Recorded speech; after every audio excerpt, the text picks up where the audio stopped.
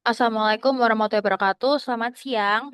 Yang saya hormati Bapak Kegiatan UAS Praktikum, dosen pengampu mata kuliah Bapak Ahmad Zani Pitoyo, SST MMRS, selaku pengampu mata kuliah Perencanaan Unit Kerja Rekam Medis. Perkenalkan, nama saya Firamanda Aristi dari kelas 2C Program Studi D3 Rekam Medis dan Informasi Kesehatan. Di kesempatan saya kali ini saya akan memaparkan hasil ujian akhir praktikum saya yang akan membahas mengenai perencanaan unit kerja rekam medis pada kasus D.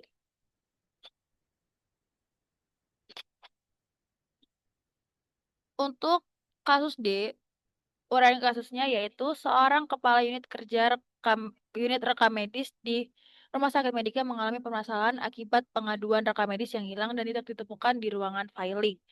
Rumah Sakit Medika adalah rumah sakit tipe B yang bekerja sama dengan BPJS dan asuransi swasta lainnya. Saat ini terdapat 6 petugas rekam medis, 2 diantaranya adalah petugas filing. Petugas merasa pekerjaan berat karena sering lembur dan kekurangan tenaga kerja, dan sarpras filing juga perlu maintenance. Identifikasi nama rumah sakit Medika, rumah sakit tipe B yang bekerja sama dengan BPJS, serta asuransi kesehatan swasta lainnya. Data dan informasi yang dibutuhkan dalam menyusun rencana pengembangan unit-unit kerja rekam medis diperlukan berbagai data pendukung yang komprehensif. Pertama, dibutuhkan data jumlah pasien tahunan dari layanan rawat inap, rawat jalan, dan IGD, serta analisis tren pertumbuhan pasien. Data ini berguna untuk memproyeksikan kebutuhan layanan rekam medis serta kapasitas ruang penyimpanan di masa mendatang. Kedua, penting untuk mengumpulkan data aktivitas pokok di unit rekam medis, termasuk jumlah kegiatan dan waktu rata-rata penyelesaiannya.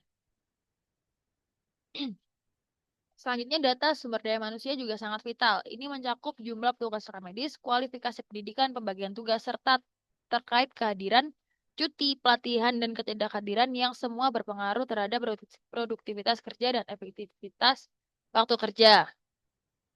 Selain itu, informasi mengenai sistem dan prosedur kerja juga harus dikaji, termasuk SOP dari pendaftaran hingga pelaporan, serta sistem informasi yang digunakan, keamanan data, dan integrasi dengan sistem rumah sakit. Lalu, untuk perencanaan SDM, yang pertama mengenai menetapkan waktu kerja tersedia atau WKT. Dalam 1 tahun, seorang karyawan memiliki total sebanyak 312 hari kerja yang tersedia. Namun, dari jumlah ini terdapat jumlah pengurangan hari kerja karena berbagai keperluan rutin dan tidak rutin. Di antaranya, cuti tahunan sebanyak 12 hari, libur nasional sama 14 hari, ketidakhadiran rata-rata sebanyak 3 hari. Jika semua pengurangan tersebut diperhitungkan, maka jumlah hari kerja efektif adalah 238 hari. Dengan standar waktu kerja sebanyak 8 jam. Maka total kerja efektif tahunan adalah 2.264 jam.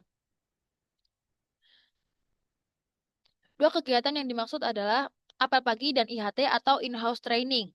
Kegiatan apel pagi yang dilakukan selama 15 menit setiap hari kerja yang jika dikonferensi ke jam dan dijumlahkan selama 283 hari kerja menghasilkan total waktu 70,25 jam per tahun. Sementara itu, kegiatan IHT dijadwalkan selama 90 menit setiap bulan, yang jika diakumulasikan selama 12 bulan akan menjadi 18 jam per tahun. Setelah dikurangi kedua kegiatan tersebut, maka sisa waktu yang benar-benar tersedia untuk kegiatan produktif inti adalah sebesar 2.127,75 jam per tahun. Yang kedua, perhitungan standar beban kerja.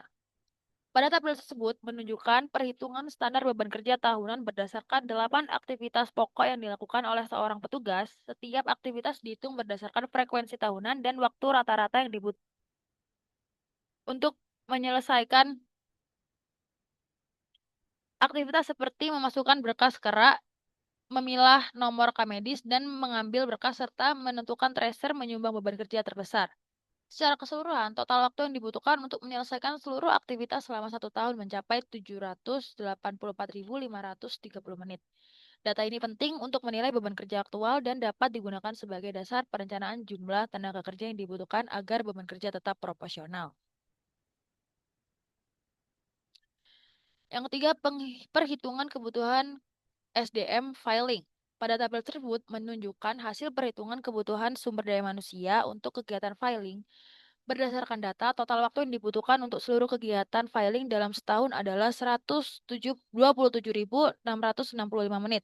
Sementara itu, jam kerja efektif satu orang petugas per tahun adalah 784.530 menit.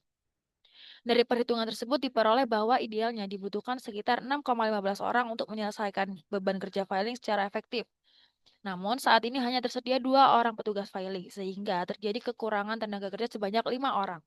Kekurangan ini berisiko menyebabkan keterlambatan dan beban kerja berlebih, serta menunjukkan perlunya penambahan personil untuk menjaga efisiensi dan kelancaran operasional filing.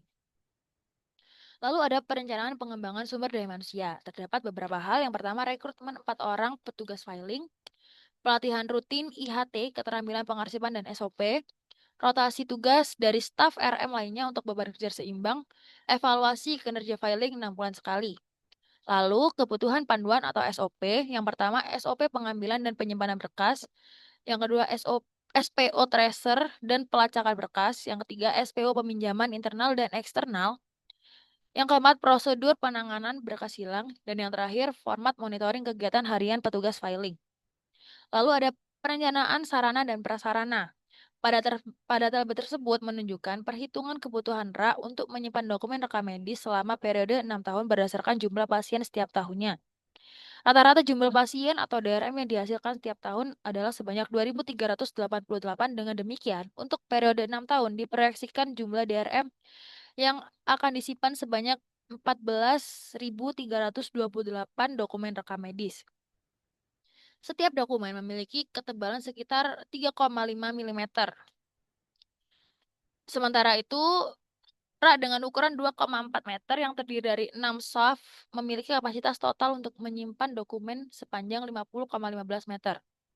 Dari hasil perhitungan, jumlah RA yang dibutuhkan untuk menampung seluruh dokumen rekam medis tersebut adalah sekitar 3,48 RA. Karena jumlah RA tidak bisa dibagi, maka disarankan untuk menyediakan 4 RA untuk mencukupi kebutuhan penyimpanan dokumen rekam medis selama 6 tahun dengan aman dan efisien.